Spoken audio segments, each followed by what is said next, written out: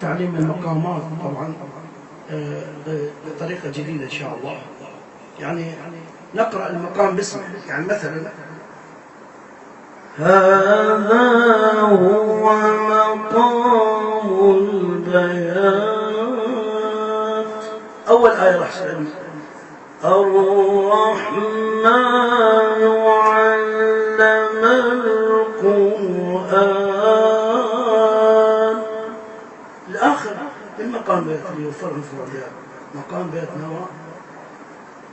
هذا هو مقام البيات نوى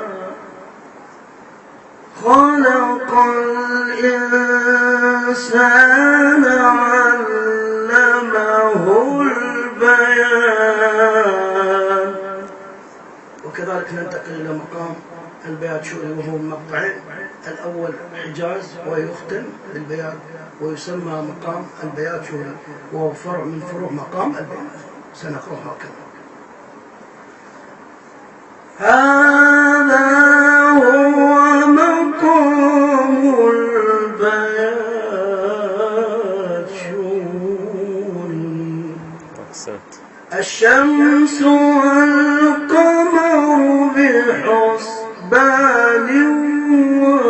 والنجم والشجر يسجدان. مقام الرسل هذا هو مقام الرسل والسماء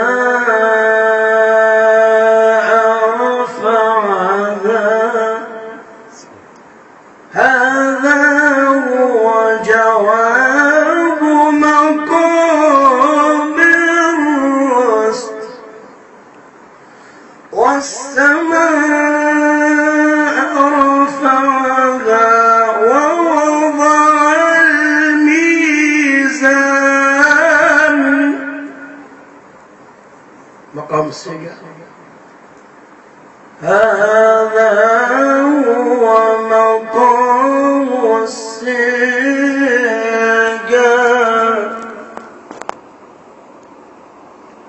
ألا تطغوا في الميزان.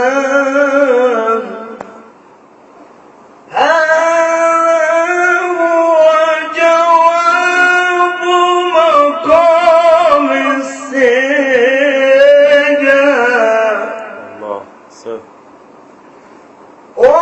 وأقيموا الوزن بالقسط ولا تخسروا الميزان.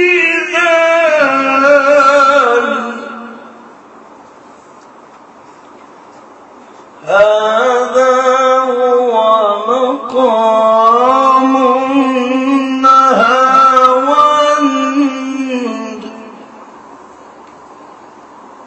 والأرض وضعها للأنام فيها فاكهة. هذا هو جواب مقام النهاوند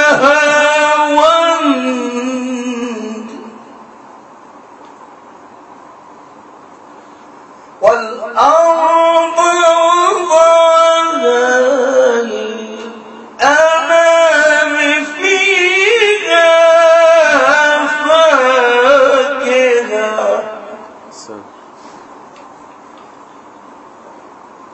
هذا هو مقام الحجاز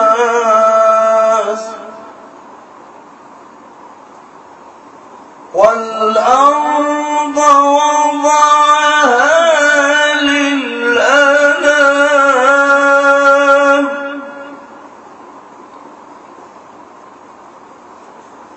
هذا هو جواب مقام الحجاز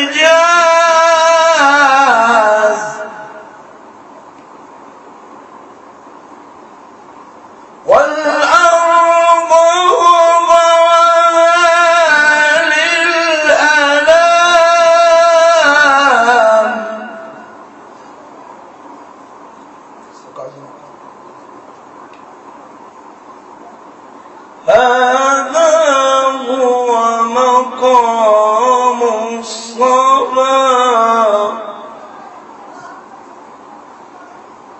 وأقيموا الوزن بالقسط ولا تخسروا الميزان.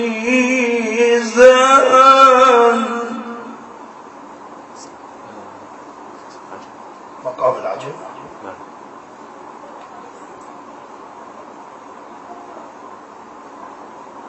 والأرض وضعها للأنام فيها فاكهة